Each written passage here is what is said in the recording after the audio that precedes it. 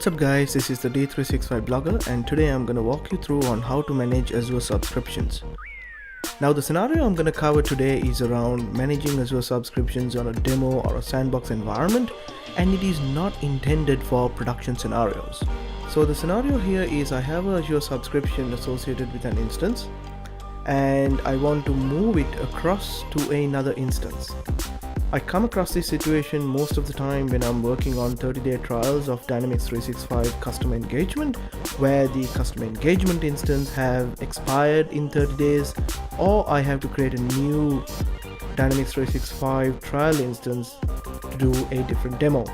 Especially when I'm working with the Dynamics 365 Data Export Service or Connected Field Services, I come across this situation a lot. So here are the two Azure instances I'm going to use for my demonstration purposes. So right now I have the Azure Subscription associated with this particular instance. So if I go into subscriptions here,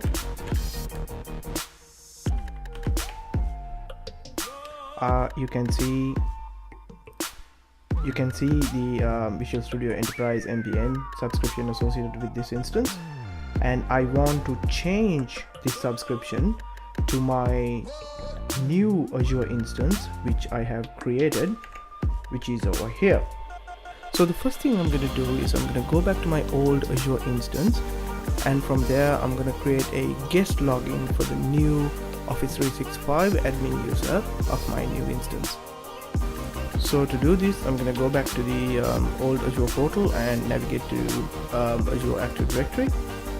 And from there I'm going to create a new user as a guest user. So here I have provided the email address of the admin user in my new Office 365 instance, and I'm going to invite. So if I go to the inbox of the newly created guest user, I can see we have already received a email invite. So I'm just going to click on the get started button.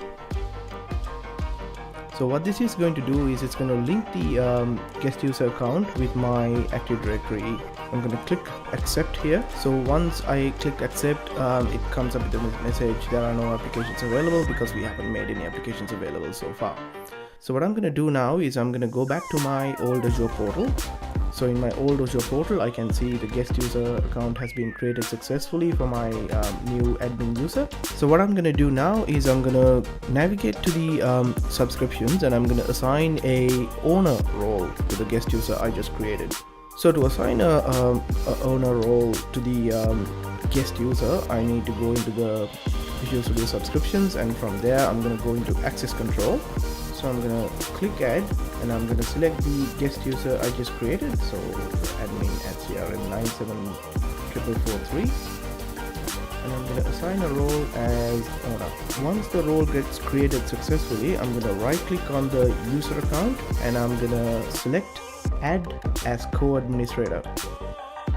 So once I have successfully assigned the necessary role and the co-administrator privilege to my new admin user, I can now navigate to my new Azure portal.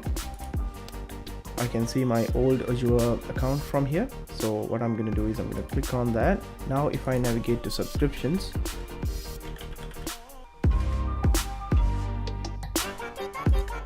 and from there I can change the directory of the subscription to my new Azure instance. So what this is going to do is change my Azure subscription from my old instance to the new instance I just created. So now that I have done this successfully, I'm going to change the directory back to my new Azure instance. Now when I navigate back to my new Azure portal, if I go into subscriptions, I can see my Azure subscription have come across successfully to the new portal. I hope this quick tip will become handy in your day-to-day consulting career. I will see you again soon with another D365 tip. Thank you.